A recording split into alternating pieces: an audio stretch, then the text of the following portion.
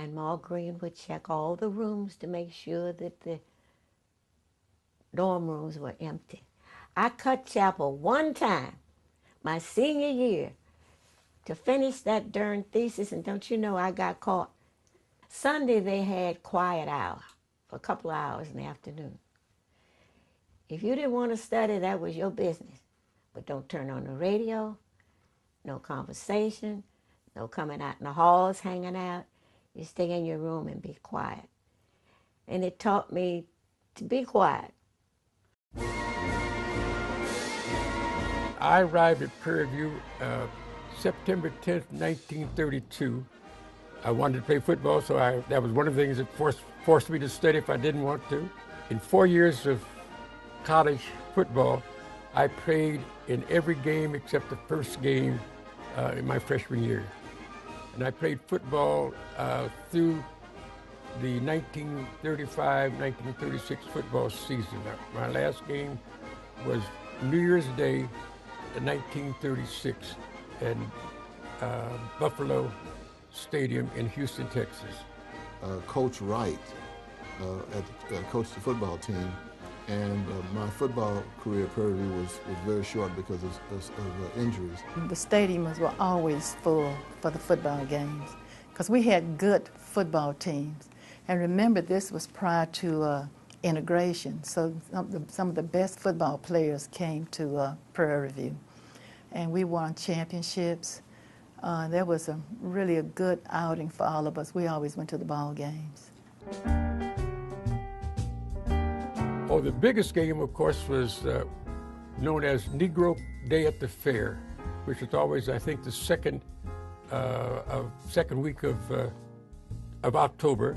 And Wiley College was the biggest rival that we had. There was no such thing as leaving the campus. You didn't leave the campus. The only time you left the campus was either you were suspended and told goodbye. And we had a saying at Prairie View, when you got suspended, they said that principal said, go up and get on one of those cotton trucks going by. So anytime something was negative on the campus, we said, you better watch out. You'll be on one of those cotton trucks going by.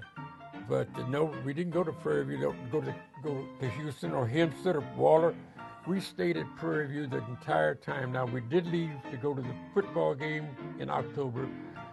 At Christmas time, some of the folks were able to go home. But other than that, those are the only times, of course, the football, the basketball, and the track team left campus. But there was no other time or reason to leave campus unless you were being sent for some reason to go to Houston to represent Prairie View. We were too poor. We stayed right there. To go home on weekends, you'd have to get somebody to drive you up to the railroad track, you know, and then you'd have to buy a ticket on the bus or the train. And why go home? There's nothing to do at home. All the boys are going to war. Tuition at Prairie View was $25 a semester.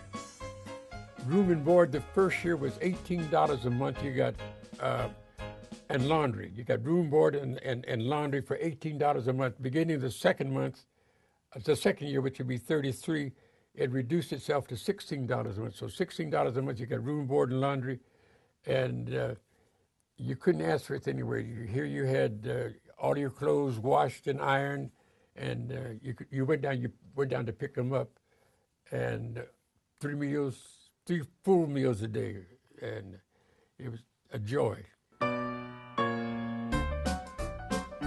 My major was chemistry. I had a minor in mathematics, and finally, my aunt said to me one day, why don't you prepare for yourself also to teach? So then I shifted into a minor of education. One of the things that became prominent at Prairie View during my second year we found out that many of us on the campus had no understanding of Negro history and the joys of Negro history. So a young man by the name of Preston Valiant, who was an outstanding student, straight A, who went on to Wisconsin and got his graduate degrees, he and Dr. Bullock devised a test of Negro history and found out that we did not know the stories of the great Negroes in our world.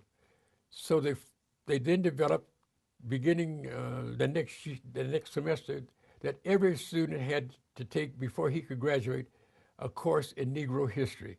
So that was one of the pleasures, again, of finding out really who we are and who I can be. My room was on the end, on the first floor. And for 3 years, I had that same room and the same roommate for 4 years. We had a good time, but the only thing, at that time they had what they call bed bugs. And we had to fumigate the mattresses every Saturday. And a lot of the kids some of them would have gasoline, whatever that is, and smoke it out. But you had to turn those mattresses over. I don't know where they came from. I don't know where, because we kept a clean room. I just don't know where they came from. So we finally got rid of them. No, my roommate and I, we finally got rid of them. The two largest groups of students on the camp were the agriculture and the homemaking, because they could get good jobs for one thing, and of course, Prairie View basically was rural.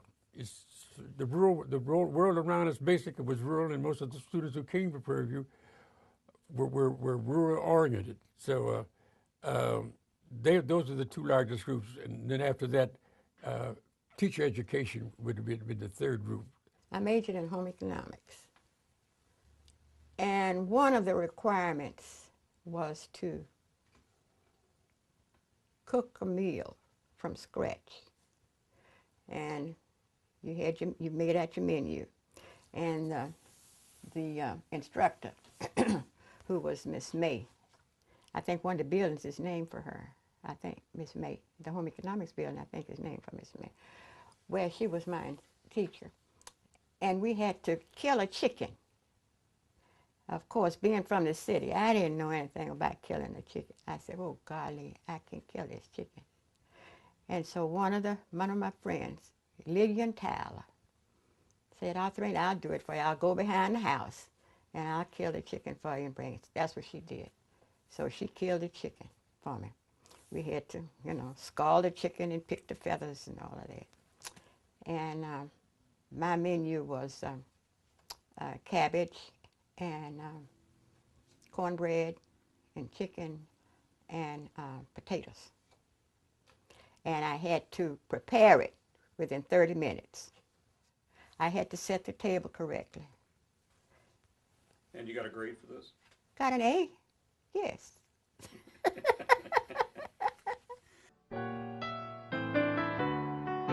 I knew everybody. Knew everybody by name. I think that's why I was voted, Miss Prairie View my second year, because I was very sociable. I knew everybody. Didn't have anything else to do, but I just liked people.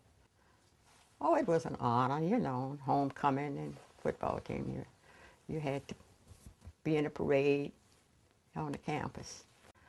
I think it was a popular contest, and there were one or two more girls, I think, running too. Oh, yeah, the matron was Ma Green. Called her Ma Green. And she was kind of sneaky. She was real sneaky. She kind of tipped down the hallway and tried to eavesdrop in your room, see if you could hear anything going on or something like that. But she wasn't well liked at all.